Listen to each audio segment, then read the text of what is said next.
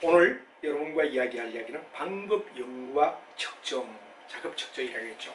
앞에 우리가 3절을 얘기할 때 챕터 3에서 우리가 얘기했던 이야기는 한번 빠른 속도로 우리가 쭉 본다면 연결이 되어 있어요. 그래서 챕터 3하고 챕터 4가 연결되어서 앞쪽에는 생산 시스템의 설계를 얘기를 했습니다.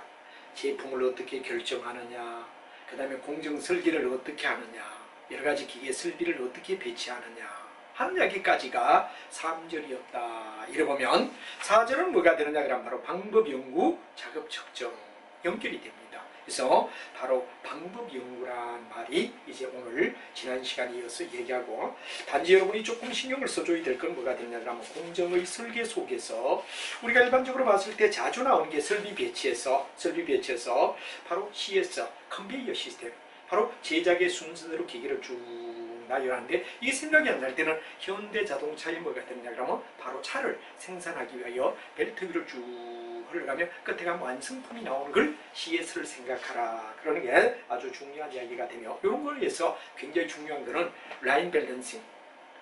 한 공정의 시간이 넘쳐가 다른데 영향을 주지 않게끔, 예를 들어 바퀴를 끼우다가 넘쳐가 헤드라이트 끼우는 쪽으로 넘어가 버리면 안 되죠. 그래서 한 공정 작업의 공정의 라인 밸런싱을 조심하라. 그런 게 CS의 중요한 이야기였다. 그런 얘기가 되고, 그다음에 이제 양복점이나 또 여러분들 잘 알지만 양복점 같은 데는 쭉 가야 돼요. 좁은 공간 속에 예를 들어 하나하나마다 구분해 놓고 같은 공간 내에 작업하는 거.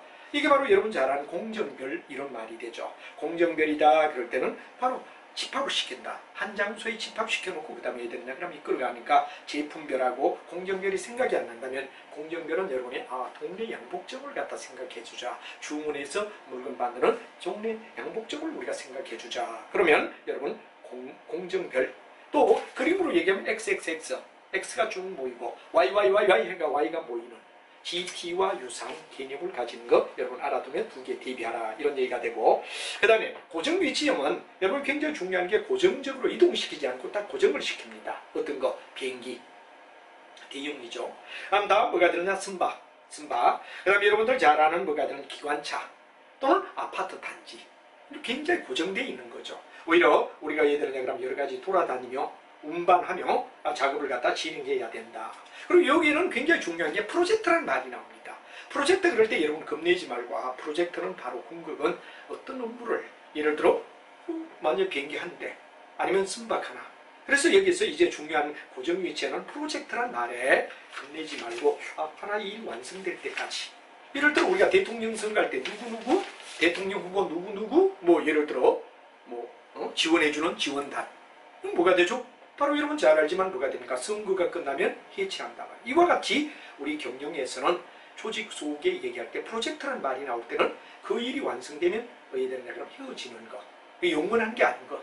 프로젝트는 바로 특수한 목적을 달성하기 위한 거다 하는 이야기를 한번 좀 알면, 바로 여러분 앞쪽에 우리가 배웠던 내용 속에서 설비 배치 세 가지. 바로 여러분 다시 한번 얘기하면 어떻게 되죠? 한 번 더 우리가 정확하게, 이런 굉장히 정확할수록 여러분이 어떠냐라면 생산관리 영역이 시험에 나오는데 자주 나온단 말이야. 요즘은 생산관리 영역이 굉장히 시험에 잘 나오는데, 특히 여기서 아까 얘기하지만 설비 배치, 설비에서 바로 여러분 제품별 또는 라인 또는 CS 이런 말이 나올 때 전부 다 컨베이어 시스템이라는 말이 되죠. 그 다음에 공정별 그럴 때는 바로 한 집합 장소에 같이 모인다. 그래서 우리가 일반적으로 봤을 때 뭐가 되느냐 그러면 공정별이라는 말을 쓴다. 생각이 안 날 때는 양복점을 생각하라 그런 얘기가 되고, 고정 위치는 아까 말했지만 하나의 어떤 고정된 곳에서 우리가 하는 거. 이 설비 배치해서 꼭 알아야 되고, 이제 네 번째가 바로 4절로 넘어가는 거죠. 챕터 4에 가면 방법 연구다 하는 말이 나옵니다. 방법 연구는 어떤 거냐 하는 이야기부터 우리가 이제 여기 넘어와서 방법 연구에 대해서 이야기를 하자. 그리고 작업 측정. 요게 네 번째, 요게 다섯 번째. 앞쪽에 3절에 우리가 때깔에 보면 쭉 나와 있는 표로 볼 때 네 번째와 다섯 번째가 연결이 됩니다. 그래서 의미 속에서 우리가 본다. 이럴 때 의미는 어떤 거냐고 하는데, 요 의미를 우리가 정확하게 이해를 해야 됩니다. 이건 바로 불필요한 동작을 제거하자. 작업의 방법을 왜 우리가 연구하죠? 바로 여러분 공정계획 속에서 아주 조심해야 될 게, 이게 공정계획의 일종입니다.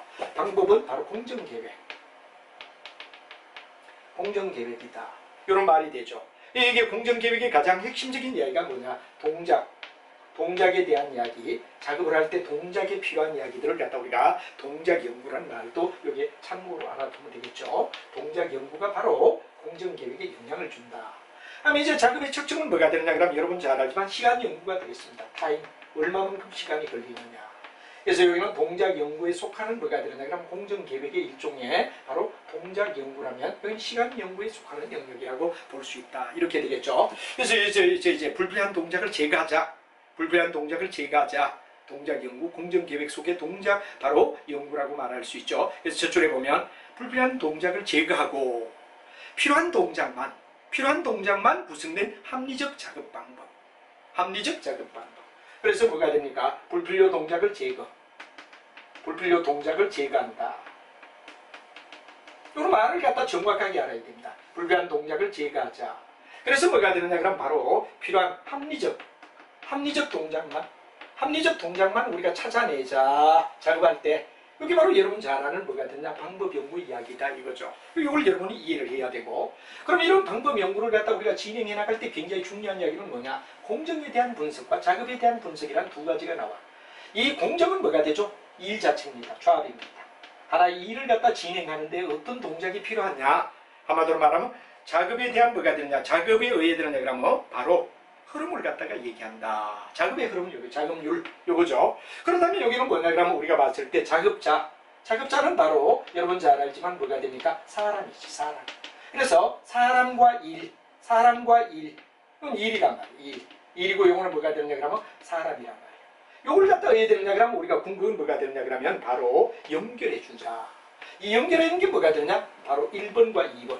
여러분 잘 아는 뭐가 됩니까? 조합에 대한 이야기와 2번에 뭐가 되느냐? 작업자에 대한 이야기를 묶어서 합리적으로 이끌어가게끔 만들어주는 게 활동에 대한 분석이다 하는 이야기들을 면밀하게 노트 정리할 때 항상 그러죠. 노트 정리를 잘해야 됩니다. 선생님도 책을 갖다 내겠지만 그 책을 일일이 다 외워야 됩니까? 해석할 수 없죠. 여러분에게 알려주되 포인트만 잡고 나가도 기적을 위한 과외천국을 여러분 듣는 만큼 노트를 잘 만들어야 됩니다. 스스로 공부하는 게 굉장히 중요합니다. 합격 유무는 거의 스스로에게 달려있다 이래 봐야 되겠죠. 그래서 공부 잘하는 학생들은 거의 자기 앉아서 혼자서 공부합니다. 양이 많습니다. 양이.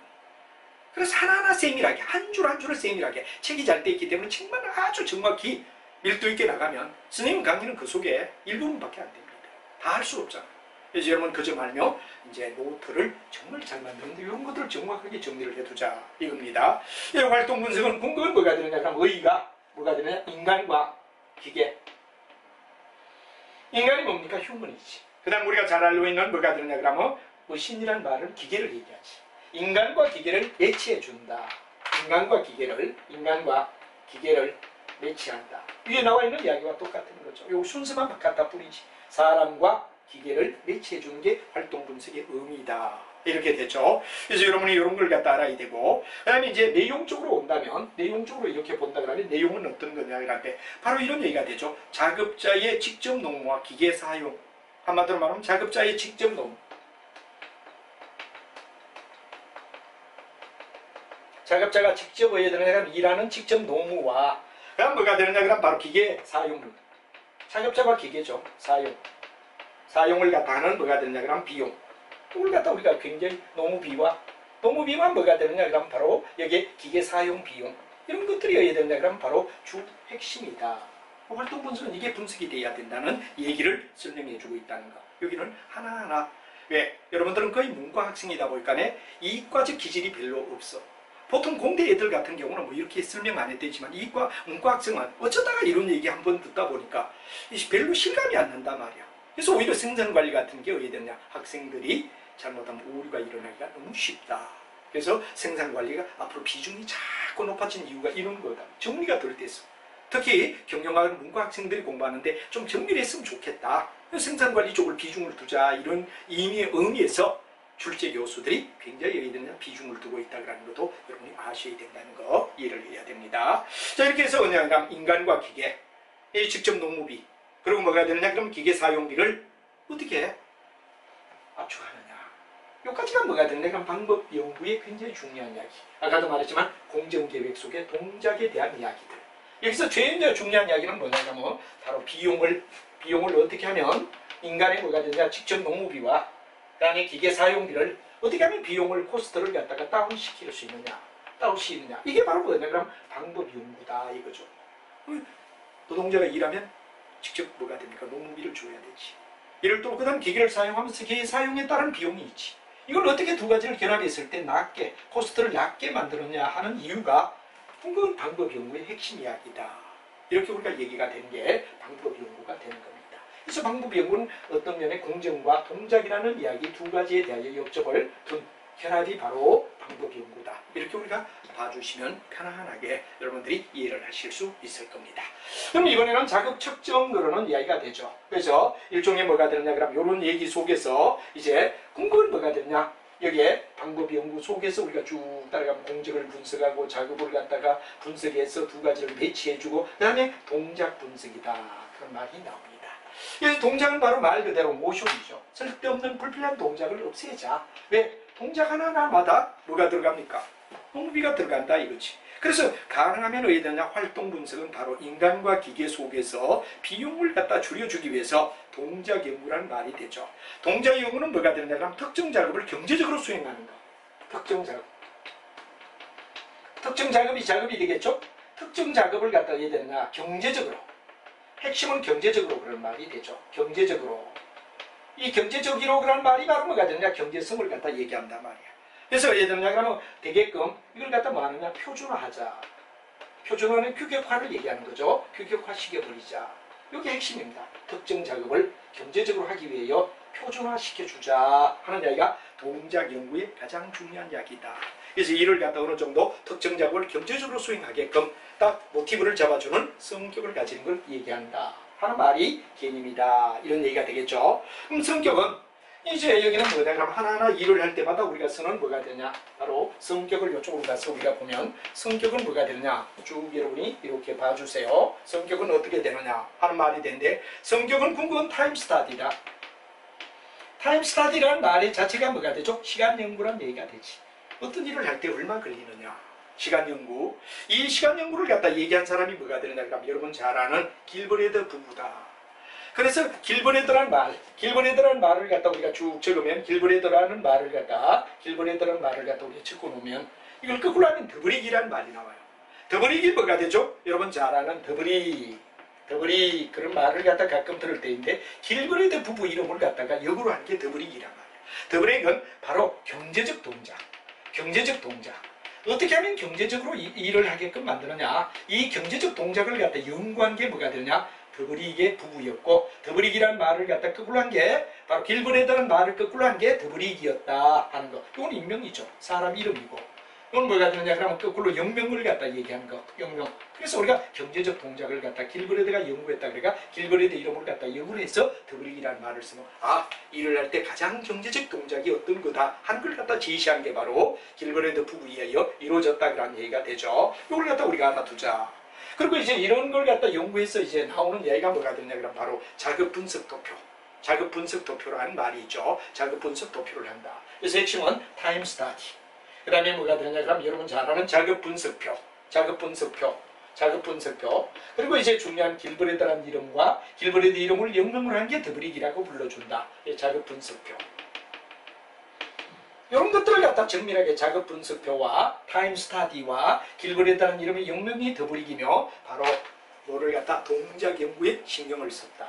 그래서 쓸데없는 동작은 없애고 중요한 동작, 꼭 들어가야 할 동작만 하지 쓰잘데기 없는 비용. 그런 거 참지 비용을 갖다 해야 되죠. 우리가 다운시킬 수 있지 않느냐 하는 이야기를 갖다가 정밀하게 쫙쫙쫙쫙 적어놨는데 선생님이 터치만 하고 나가면 여러분 노트 정리를 잘 해주시며 따라달라 그런 얘기를 드리고 싶습니다. 그래서 일단은 방법 연구는 동작에 대한 연구다. 비용을 줄이자. 그럼 이제 자급 측정이 뭐가 되죠? 시간 연구다.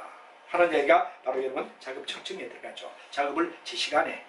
이제 가장 중요한 건 주문 생산 같은 경우는 시간을 못 맞추면 주문의 시기를 못 맞추면 완전히 망하는 거죠. 그렇듯이 우리가 시간 연구는 바로 하나하나 작업을 할 때마다 이 방법 연구와 더불어서 시간을 어떻게 하면 효율적으로 가느냐.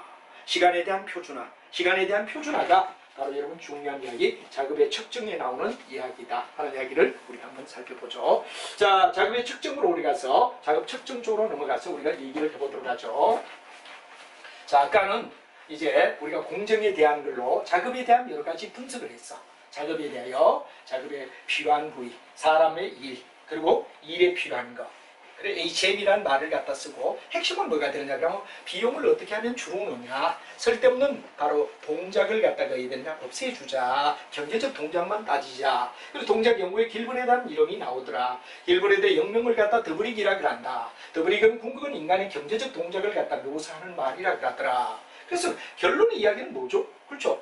바로 작업의 방법은 어떻게 하면 사게 비용을 들이지 않고, 많은 비용을 들이지 않고 비용을 절약해서 비용을 간소화시켜 주느냐 하는 이런 이야기가 핵심 이야기라는 이야기를 여러분이 머릿속에 생각하며 이제 작업에 대한 측정, 작업에 대한 측정은 풍부한 시간에 대한 이야기죠. 시간을 갖다가 또 어떻게 되죠? 간소하자. 그 앞에 작업에 대한 여러 가지 방법을 갖다가 효율적으로 하고 또 시간을 줄여주는 것, 이게 바로 왜 되냐? 비용을 갖다 줄이는 방법이 아니냐 하는 이야기가 돼서 시간에 대한, 바로 여러분 중요한 앞에 배웠던 뭐가 되죠? 작업 측정의 굉장히 중요한 의미는 바로 이런 얘기가 되죠.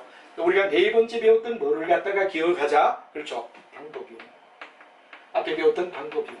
방법 연구는 사람과 일, 일과 사람에 대하여, 그리고 여러 가지 동작을 우리가 생각한다 이거죠. 그래서 우리가 봤을 때 뭐가 되느냐 그럼 바로 표준적인 방법 연구를 통하여 표준화는 기준을 갖다 잡아주는 것, 규격화시키는 걸 갖다 표준화라 그러죠. 이렇게 하는 게 뭐냐 그러면 바로 방법 연구를 표준화시킨다. 이게 뭐냐 그러면 작업에 대한 측정이 되고, 이제 방법 연구를 통해서 어떤 작업에 대한 이야기가 된단 말이야. 작업에 대한 이야기가 되면 여기다 왜 되냐 그러면 의미를 갖다 측정은 바로 시간을 갖다 넣어서, 시간을 넣어서 작업과 시간을 갖다 왜 되냐 그러면 바로 타임을 갖다가 연결시키면서 우리가 비용을 줄이겠다. 이게 작업의 측정의 중요한 이야기 다섯 번째. 이게 바로 작업 측정은 다섯 번째 우리가 얘기했는데 그러면 앞에서 1, 2, 3까지는 뭐를 이제 우리가 바로 앞쪽에서, 그리고 여기서 얘기되면 4, 5번을 가지고 얘기되면 우리가 바로 여기서 얘기되죠. 방법 연구 작업 측정이라고 하는 단어를 둬서 4절에 차트 4에서 차트 3에서 1, 2, 3개. 그럼 여기서는 4, 5. 작업 측정이 마지막 다섯 번째 속하는 능력 전체로 볼 때 이렇게 된다 하는 얘기가 되죠. 그럼 여기서 이제 중요한 얘기는 표준 시간을 우리가 잡을 때 표준 시간이 뭐냐 하는 얘기가 중요하죠. 그래서 표준 시간은 정상 시간. 정말 우리가 일반적으로 정상은 작업하고 휴식 취하는 거, 이게 뭐가 되느냐 그러면 우리가 봐서 정상 시간이다 이렇게 우리가 말하죠. 그럼 이 정상 시간에다가 뭐를 갖다 다느냐, 여유 시간을 갖다가 우리가 가져야 된다. 여유 시간, 슬랙 타임이라 그러죠. 노멀 타임으로 슬랙 타임을 갖다가 우리가 가질 때 바로 표준 시간이 잡혀진다. 이 표준 시간은 정상적으로 일하는 시간과 그다음에 여유 시간, 이 두 가지를 갖다 결합한 게 뭐가 되죠? 바로 여러분 잘 알고 있는 하나의 표준 시간이라고 말할 수 있다 이러죠. 그래서 이제 이 표준 시간이라는 말의 정의를 우리가 말하라 그럴 땐 반드시 정상과 여유를 둘 다 더했을 때, 이걸 갖다 더했을 때 우리는 뭐라 그러죠? 표준이라고 불러준다는 공식을 이해하는 게 중요하다. 정식과 여유, 이 두 가지를 더하면 표준 뭐가 되냐, 시간 측정이 된다. 그런 이야기를 여러분이 알아두고, 그럼 이제 정상 시간이라는 말의 뜻이 뭐냐?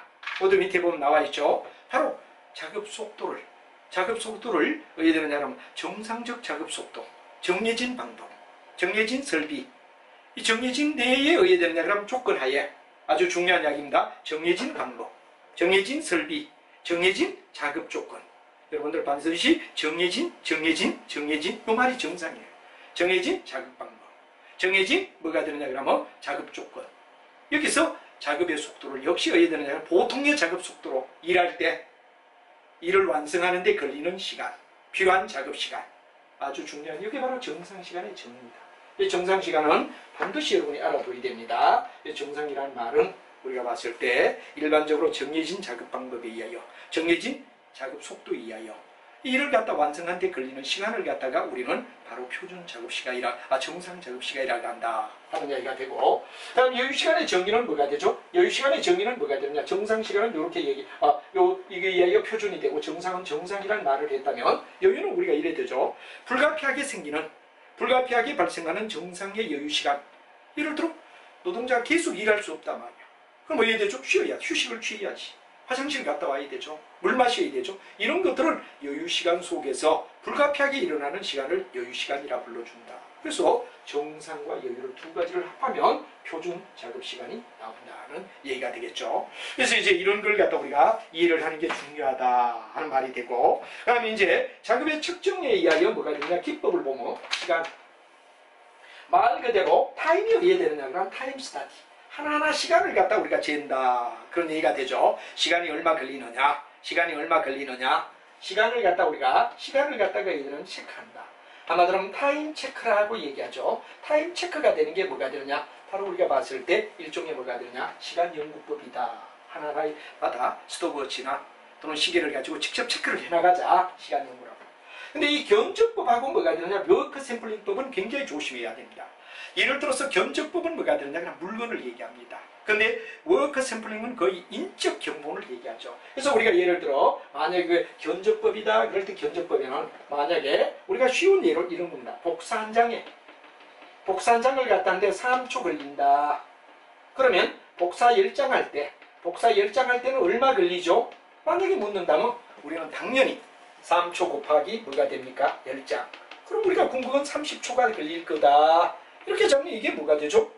바로 우리가 봤을 때 하나의 견적법이라고 우리가 말하죠. 근데 이게 견적법은 반드시 복사처럼 하나의 물건을 기준점으로 잡을 때 우리는 뭐가 되느냐, 물적 부분을 갖다 우리가 잡는다 그러면 이거는 견적법이라고 얘기합니다. 그러나 우리가 봤을 때 뭐가 되느냐, 여기에 워크 샘플링법은 비서가 하루 일할 때 얼마 걸리느냐, 이런 인적 견본을 얘기한다는 이야기를 우리가 이해를 하면, 인적 견본을 이해하면 쉽게 이해가 될 겁니다. 궁극은 뭐가 되느냐, 그럼 작업 측정은 시간에 대한 이야기다.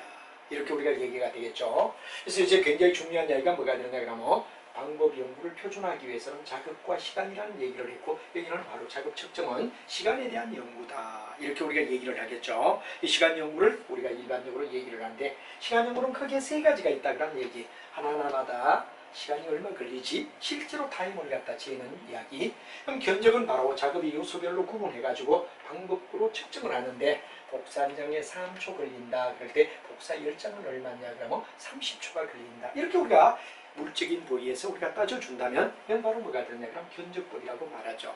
그럼 이제 워크 샘플링은 여러분 잘 알고 있지만 뭐가 되느냐, 비서나 또는 여러분 잘 아는 정원이나 이런 사람들이 하루의 일을, 그리고 여기는 철저히 뭐가 되느냐 그러면 인적 견본이라고 우리가 말할 수 있다. 여기는 물적 견본이라고 하면 인적 견본을 얘기한다. 이 이야기를 드리며 이제 하나하나 우리가 봤을 때 표준 작업 시간이란 건 바로 아까도 말했지만 정상에다가 여유를 더하는 거다 하는 이 두 가지를 더하는 게 표준인데, 이 방법은 세 가지가 있다 하는데, 이제 여러분과 함께 같이 시간연구법부터 우리가 한번 같이 보도록 하자 하는 얘기가 되겠죠. 자, 일반적으로 시간연구법은 가장 문제가 뭐가 되죠? 즉 관찰 대상을 잡아서 시간을 실제로 어디 되느냐, 사이클을 갖다 내서 나중에 얼마 시간이 걸리지 하는 걸 갖다 직접 어디 되느냐 그럼 체크한다. 이렇게 우리가 얘기가 되겠죠. 그래서 여러분이 잘 알지만 바로 대상해야 될, 조사해야 될, 일종의 뭐가 되느냐, 작업할 때 조사해야 될 뭐가 되느냐 그러면 대상을 갖다 관찰을 하라 하는 말이 굉장히 중요하죠. 대상을 관찰하라.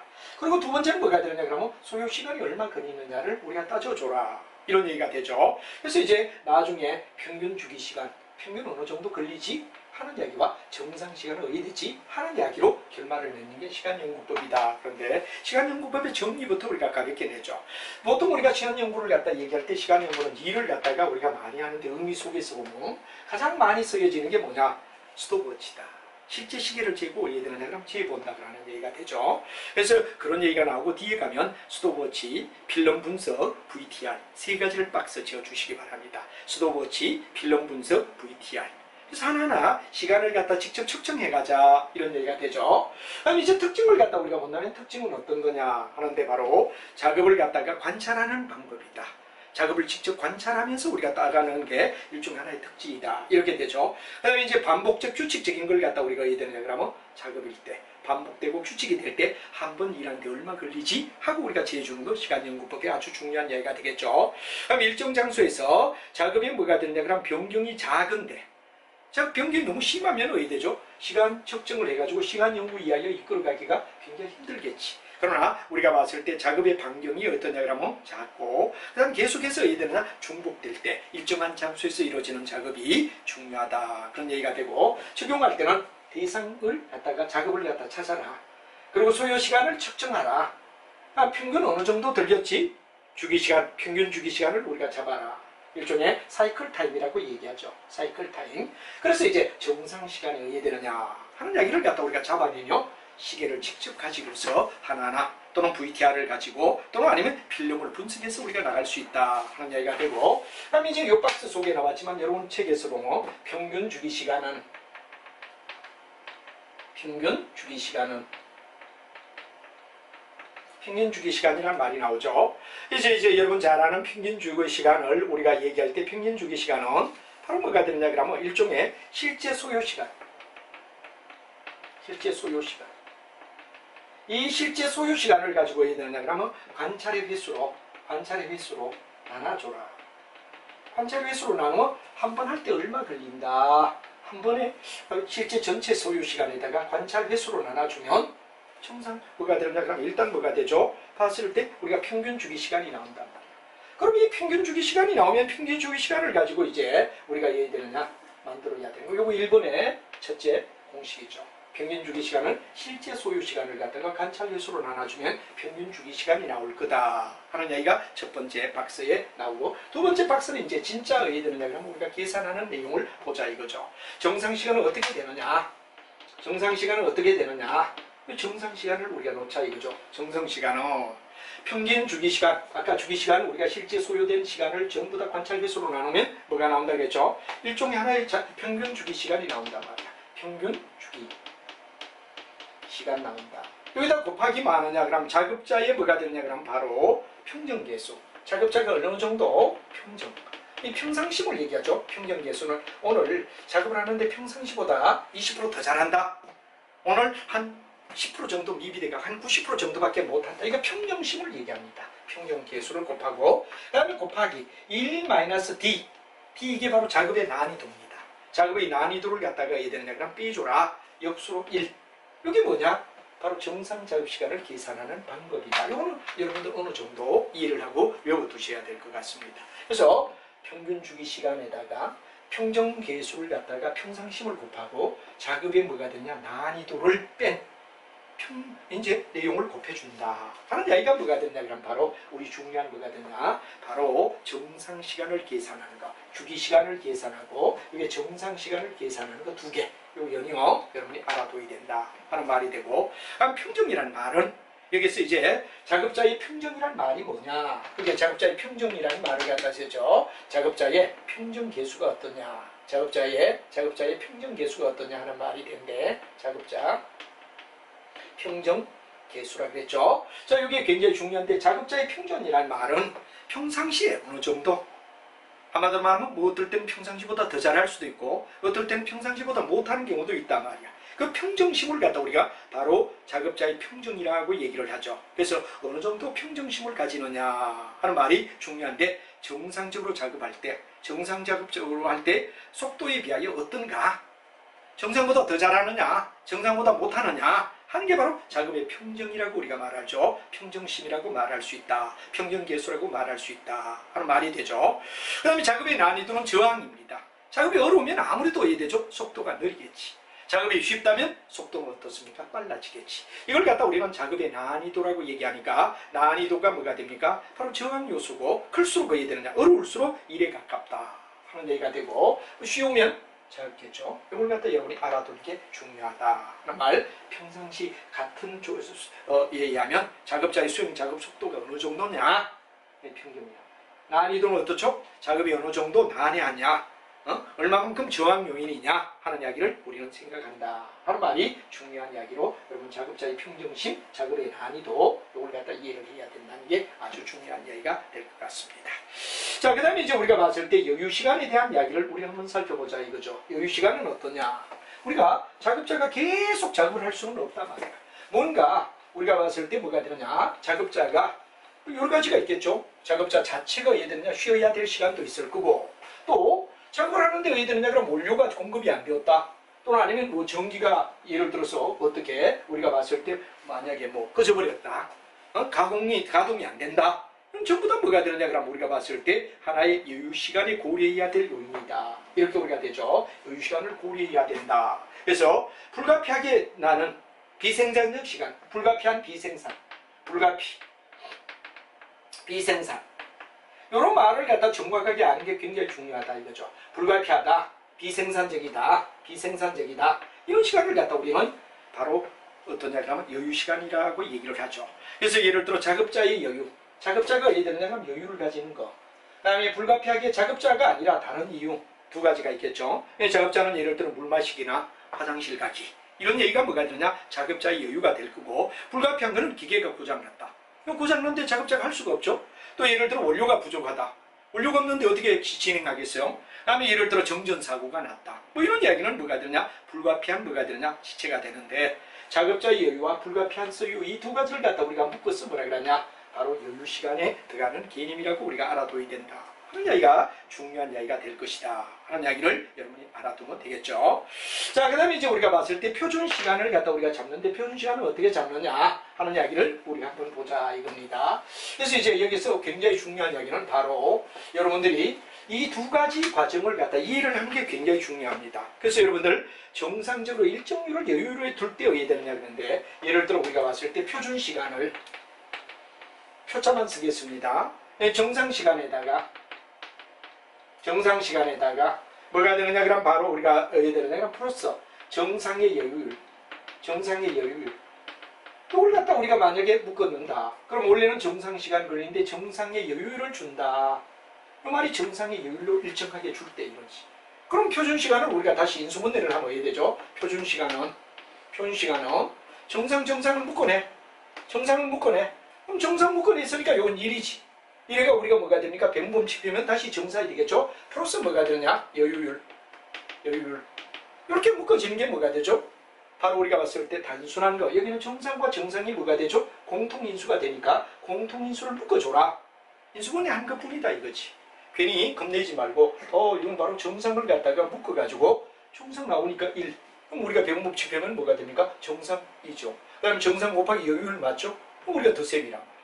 이게 뭐냐 그럼 바로 일정의 여유율로 주어졌을 때 이렇게 인수분해해서 우리가 잡아주면 된다 하는 얘기가 되고, 그럼 전체 작업 시간에 일정 여유를 준다 그러면 왜 하느냐? 그럼 정상 시간에 여유를 준다 그러면 여기는 전체 작업을 얘기합니다. 그러면 표준 작업 시간은 표자만 써도 되죠? 정상 시간에다가 곱하기 1 마이너스 여유를 빼라.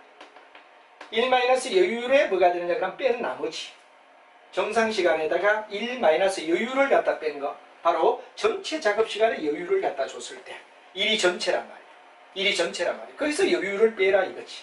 이게 뭐냐 그럼 두 개. 이런 것들을 여러분들이 뭐 공부를 하는 게 원래는 암기입니다. 어느 정도 암기가 필요합니다. 근데 하나도 외우지 않겠다. 이건 너무 여러분들이 학문을 하는 자세에서는 어느 정도는 외워야 되죠? 외워줘야 됩니다. 그래서 이런 것들을 이해를 하고 천사 외워주는 게 좋다 하는 이야기를 여러분에게 드리며, 표준 시간을 갖다 우리가 잡을 때 이런 이야기를 이해를 하라 하는 이야기가 중요한 이야기가 되죠. 자, 그래서 이제 지금까지는 거의 시계를 가지고 필름을 가지고 하나하나 작업을 갖다 진행할 때 일어나는 여러 가지 시간, 표준 시간까지 이야기를 했다면, 이번에 두 번째는 견적법으로 넘어가서 견적법은 어떤가? 아까도 제가 얘기했지만 견적은 바로 하나 실제 작업을 할 때 복사 한 장 하는데 3초 걸린다. 열장할 때 얼마니? 10초, 30초다. 뭐 이런 이야기처럼 우리가 따져주는 게 뭐가 되죠?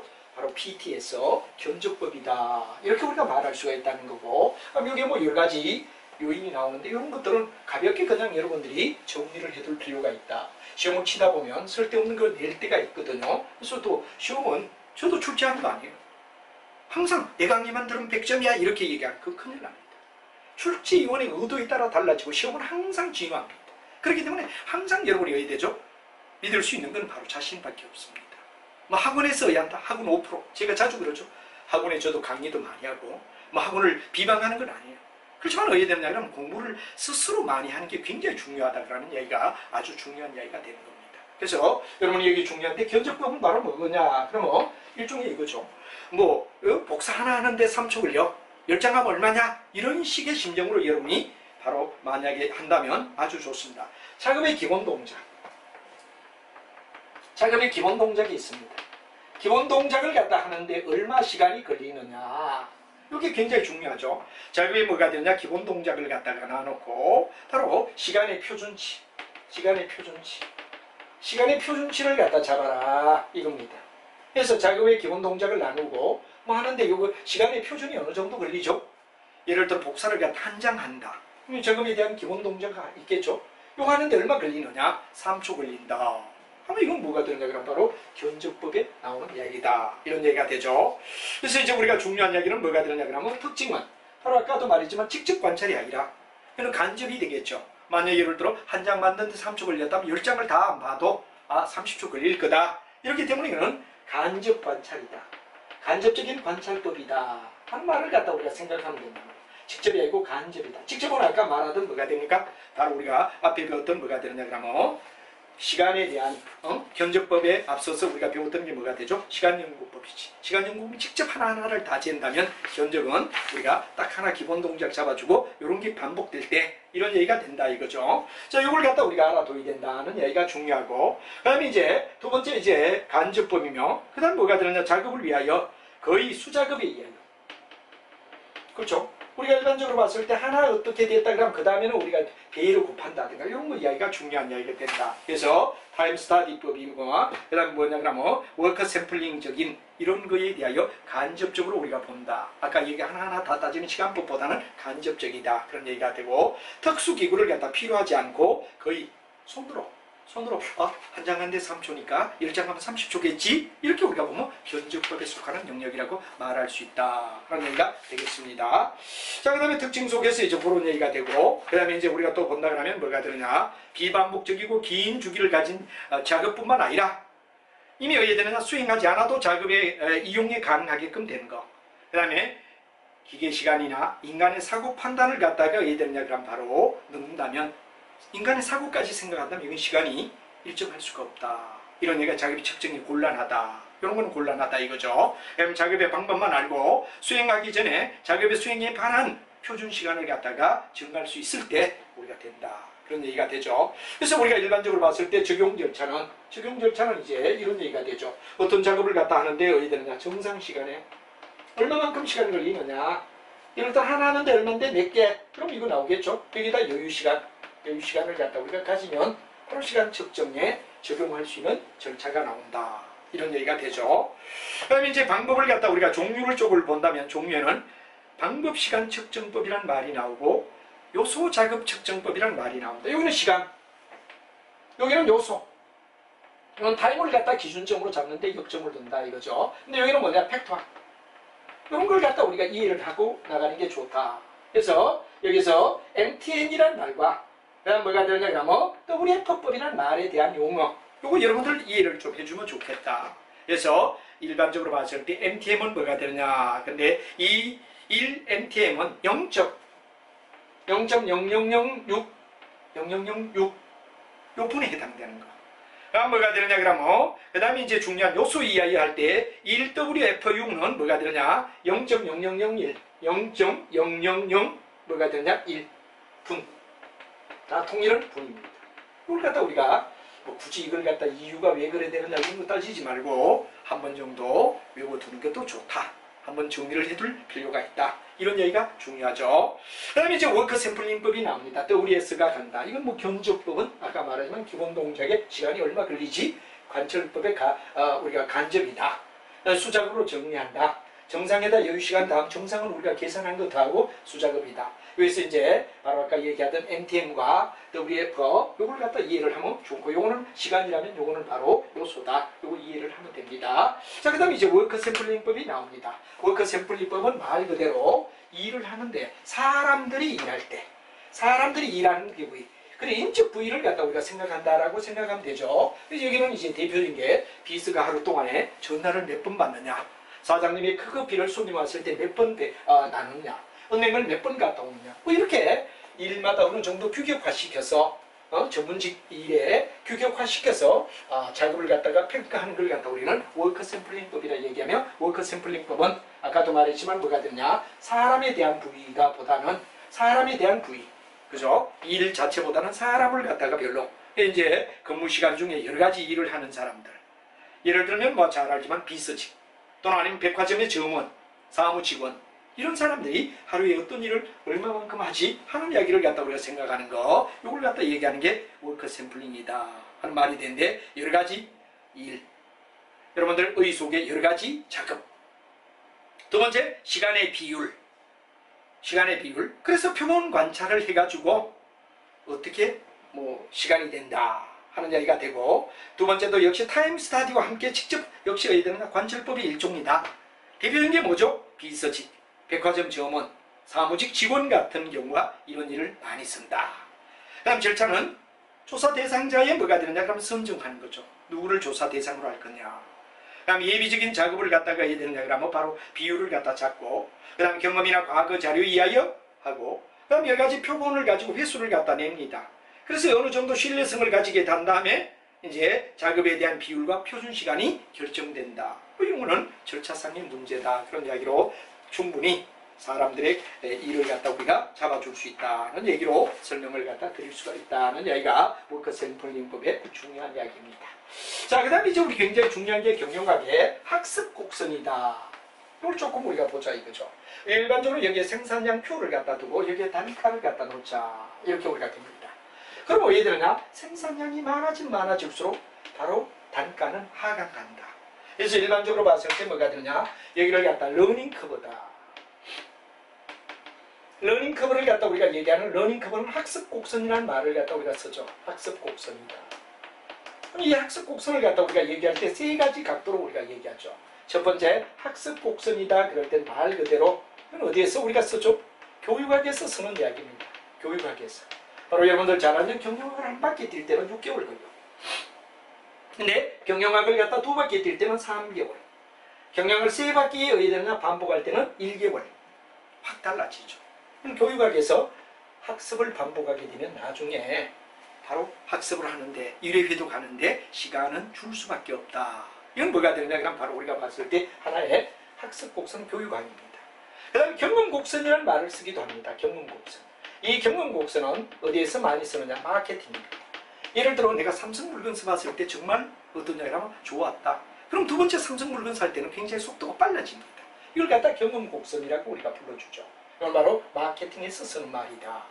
그 다음에 규모 경제라는 말을 갖다 씁니다. 규모 경제는 바로 여러분 잘 아는 뭐가 되느냐? 생산량. 경영학에 뭐가 되느냐? 생산 관리입니다. 생산 관리는 뭐가 되느냐? 생산을 많이 하면 많이 하는 만큼 뭐가 되느냐? 그러면 단가가 줄어든다.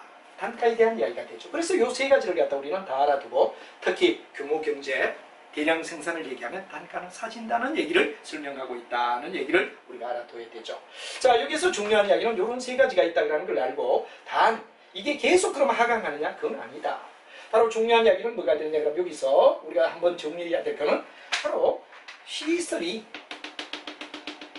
우리가 중요한 이야기는 시설을 갖다가 해야 되느냐? 그럼 바로 일정한, 한마디로 하면 공정의, 자기들이 해야 되느냐? 만들어 놓은 공정의 범위 내에서는, 시설 범위 내에서는 줍니다. 그러나 시설의 범위, 일정 바로 수준, 일정 뭐가 되느냐? 그러면 자기들의 수준을 갖다가 어떻습니까? 공정의 수준 범위 내에서, 차급이 설비의 범위 내에서, 설비 범위 내에서 이런 얘기를 하죠. 요 내에서는 이게 줄어들지만 이 올라가면 나중 올라간다. 더 올라가 버린다 이거죠. 그래서 이런 걸 갖다 우리가 얘기하는데, 이거 나중에 어디 생산관리에서 여러분들과 함께 총괄 생산관리할 때 이 부위를 어떻게 극복하지? 하는 이야기를 얘기하는 것도 바로 이 문제와 연관이 된다는 거, 이걸 여러분 알아두시면 학습 곡선에 대한 이야기 충분히 이해가 된다 생각하고, 자세한 내용은 여러분이 정리해 주시기 바랍니다. 여러분, 매우 수고했습니다.